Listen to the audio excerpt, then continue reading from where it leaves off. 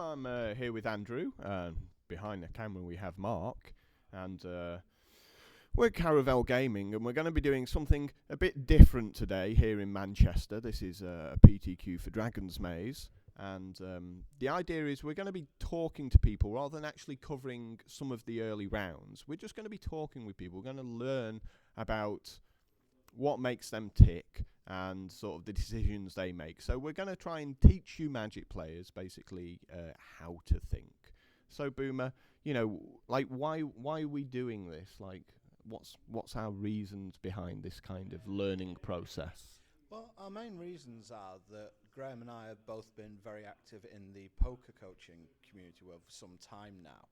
And one thing that we noticed that comes from Magic videos, and especially Magic coverage, is that a lot of it tends to be simply narrating what's going on the screen.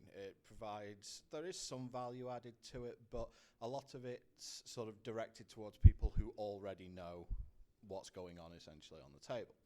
So what we're deciding to do is we're going to be interviewing the personalities, talking about the decks involved, and talking about learning Magic gathering, which from a coverage standpoint is a challenge. It's something that we don't think has been really done that much in the past before, but we are hoping that we can take it off, and we're covering some of the players who we would consider to be the people in the UK that you would really want to discuss Magic with. And that's really important, actually. We actually want to avoid a few of the fallacies that Magic players have. One of the main ones being that if you don't have a result, then you can't be a good player. It's really important to notice that when you talk to people, it should be quite apparent whether they actually know or don't know what they're talking about. So we've deliberately picked some people who don't have any big results. But at the same time, as soon as you start listening to them, you're going to understand quite quickly that they're actually quite good players. In fact, I'd say, Boomer, you probably have one of the best results out of all the people, and we won't be talking to you. Yeah, that's very much. I mean, to be fair, it's an old result. It's 6 years old now, but back then I finished third at what was then the English Nationals, doesn't exist anymore, and I played at the World Championship. So, that for someone from the UK, that's actually pretty rare, and especially now in the days where we've got less PTQs, less Pro Tours going on, it's becoming even rarer for someone to actually, and harder for people to get onto that Pro Tour sort of level. One of the guys we're following today, Matt Light, he does have 2 Grand Prix top 16s to his name. He finished 9th at Manchester and 11th in Lyon. Rob Wagner has been around the game for a while now. He's very, very good player, very solid player. Finished 30th in a Grand Prix, I think, once in Barcelona. Yeah, I believe so. He's a very, very sound technical player, very good deck builder. But again, when you're talking about PTQs now, most people can only get sort of 2 or 3 PTQs in a season, and each of those PTQs have been, for a UK tournament, very, very large. The PTQ that we covered in Liverpool was 145 people. Today we've got 163. To win a tournament, because PTQs are winner take all, aside from product, and to win a tournament that big, you've not only got to have a skill edge, but you've got to overcome the natural variance which comes with a tournament this large. So realistically, there's going to be maybe 50 people in the room who've got a solid, reasonable chance of winning. Yeah, I'd say somewhere around, might be a bit lower than that. I'd say if I were to go around the room, I would say I would put sort of 30 to 35 people as people who you would say, this guy can win this event. Which, to be fair, is higher than it used to be in a UK tournament. I mean, I remember when I did well at Nationals, when I played it, you'd look around a room of 200 people and you go, there are 15 people in this room who have a realistic chance of winning this event, because it's 15 rounds, top 8, skill edge is going to show, you'd hope, at that point, and it just wasn't that. Now, that was largely because of the flow of information. Certainly if we go back like 6, maybe even 10 years, the internet was obviously still pretty big, but you tended to find that people were a lot more selfish with the research they did into decks. So you tend to find that some of the good decks would very often just come out even as close as the week before the English Nationals would happen. Yeah, I mean, back then, at least back in the darker days of the game, I suppose you say, there was internet. There were sites like the Dojo, if you want to go really far back into history. But there was no such thing as streaming tournaments. There was no such thing as there was almost no such thing as Pro Tour coverage. We got maybe a couple of top 8s every year. There was certainly nothing like what you see nowadays in terms of coverage. Magic Online was fairly new at the time.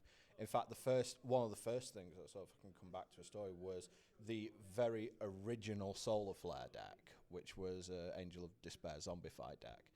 I saw that on Magic Online 6 months before it actually made an appearance in the Australian Nationals that year. What it appeared to do, because I was watching Modo like a hawk, and again, that was a case where you had to watch Modo because there were no deck lists posted online or anything like that. I was watching it like a hawk, and in January that year, I just saw this deck come out, and it was crushing everything. And then suddenly, it just vanished overnight. It literally just disappeared off Magic Online. I was wondering, where did that get, though? And then the week before the English Nationals, it just obliterated the Australian Nationals. I was like, so that's where that deck's gone.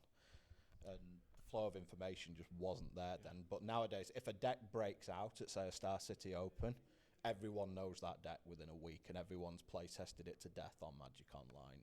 So one of the things we want to do a little bit different is very often when you go to these sites like Channel 5 or Star City, they're very good at telling you what a good deck is and posting that deck. But one of the problems I certainly have as a poker player and through the teachings is that you're not really teaching people how to play Magic and think for themselves and be able to adjust those decks accordingly. What you're doing is you're giving people a deck and telling them to play it. But that doesn't help them a month down the line when that deck's no longer feasible and they have to make certain adjustments. Certainly when Bloodbraid Elf left the format, a lot of people instantly thought Jund was dead, which is not true by any stretch of the imagination. No, from what we've seen today already, Jund is, from what we've seen, Jund is definitely around. It will change by all means, and because the fact that Bloodbraid Elf gave such a wide variety of threats that you had to answer, because Bloodbraid Elf could hit Deathrite Shaman, at which point you'd need removal. It could hit Kitchen Finks, at which point you'd need a different source of removal because Burn isn't very good against Kitchen Finks. Or it could even hit something as random as a Blightning if someone's playing that, so then you need a counter spell for that, and it all was just so hard for a control deck to find an answer to that control decks just fell by the wayside because it was just way too hard to build them, and it probably wasn't worth building them anyway. Now Jund is going to have very set things that it has in that spot, so the decks will be able to attack it a lot easier. But coming back to the point that you made, what a lot of the videos are about and what we might be trying to avoid a little bit is that when a pro plays a deck and posts a video up, what you will do mainly is you'll learn by osmosis. Because what you'll do is you'll see a pro makes a play and then you'll want to duplicate that play.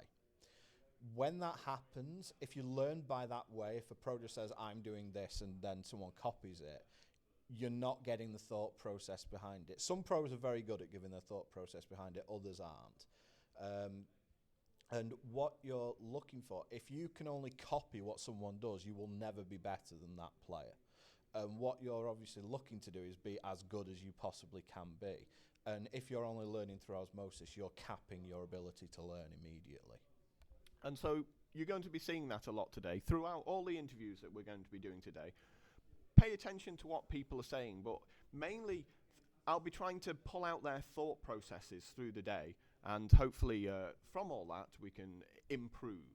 Like, one of the issues we also have as Magic players is that it's okay to have a wrong thought process, because it's only through discussion that we can actually improve as players. And we certainly, I've never been a fan of the fact that somebody says something and then the internet community will attack them for having a terrible idea. Sometimes they simply had that idea 2 months ahead of time before, and then some pro mentions it, and all of a sudden it's a good decision. So we want to avoid this cult of personality whereby stuff is only good when a person who's won a Pro Tour or a Grand Prix said it. I can almost hear living colour in the background when you say that, but yeah, that's certainly something that we are trying to avoid at this point, because one thing Magic's about, and one thing that's always been good about Magic is innovation. There's always been, new decks come out, and we're just in a bit of a different phase, I think, with Magic, where we mentioned before, if someone makes a rogue in inverted commas deck, they can go with that deck for 5-6 months. They could have gone with that deck for 5-6 months. No one would have known about it, and then suddenly they turn up at a big tournament, and it could work for them. Nowadays, someone comes up with a rogue deck for Star City Games or something like that, and it's a net deck within 2 weeks. So you get all the people who are sort of net deck warriors saying they never net deck. Well, if your deck's any good, it's going to end up as a net deck in 2 weeks anyway. The Bogle deck was a perfect example of that, in fact. Yeah, the Bogle deck just looked awful when you looked at it as a collection of cards. Which is something, if you actually go back to our previous videos, if you go to the PTQ coverage we did for the Liverpool event, you'll see this deck, and we had 2 players who were actually covering it. Yeah, it was a very good metagame choice. It's a deck, and there have been several decks like it in the past, where it's good in a certain field, but the moment people start either preparing for it or they start playing it themselves, and the deck loses its edge. And I think you'll find Matt Light, who was one of the players who played Bogle last time, is on a different deck today, and unfortunately Neil Rigby can't be here today. In fact, one of the biggest edges Magic players have when they're playing a game of Magic is the fact that their opponents don't know how to play against your deck. Certainly with an Obliterate deck I used to play about 7 years ago, we had that issue because people didn't know what was about to happen to them and had dropped the guts. So we have this kind of concept whereby, keeping information to yourself and not sharing it around with the community is still one of the hugest edges you can have in Magic, I think. That is true, but but again, as we were saying, it's one of those things now. I mean, we're even at PTQ level, we've got people covering getting deck lists, everything like that. So really what you're looking to do is prepare for a tournament now, whereas before you might even prepare for a season. You might have a rogue deck that you'd work for an entire season of Modern, or in the cases when we were very active in the game, it would have been Extended. That would have been the format that we prepared for. And you'd have a deck for a season, whereas nowadays you literally have to look at every single tournament that's being played and go, well, the deck that was good for the last tournament probably isn't going to be good looking at the formats this, because you've not only got to look at what won the last PTQ, you've also got to think, well, what people are probably going to do is they're either going to play that deck or they're going to play a deck which beats that deck. So what I can't afford to do is play a deck that gets sideswiped by the hate for either of those decks. It's really interesting, actually, looking at people who turn up to a PTQ and how heavily weighted their influences are from the results of the previous PTQs. In fact, I think people probably put too much weight on the actual winning deck, whereas sometimes the best deck in the top 8 is the one who lost in the quarters because he came up against the one other player he couldn't beat, and the other 6 he could crush were in the other half. I mean, we had that sort of turn up at Liverpool because Andrew Quinn won with Jund, but Jund as a deck underperformed on that day. There were 26 Jund decks in the room, and only one of them made top 8. Whereas there were only 8 what were called Haunted Zoo or 5-colour zoo decks. There were 8 of those in the room, and 2 of them made top 8.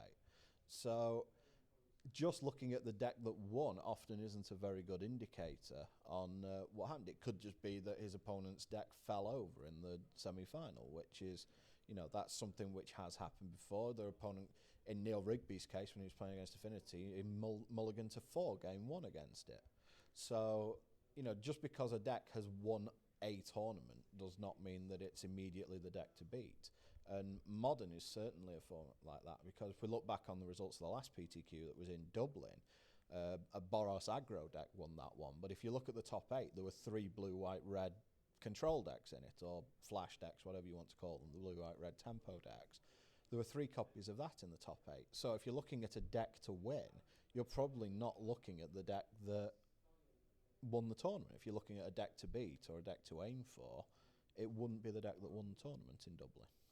So anyway, we hope you enjoy our experimental thought processes over the whole of today, and certainly feel free to give us some feedback. We hope you enjoy all the videos that we're putting out. We're certainly putting a lot of effort into them.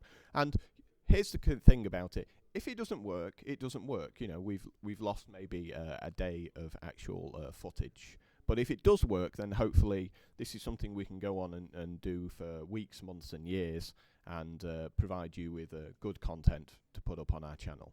So until round one, we'll see you soon.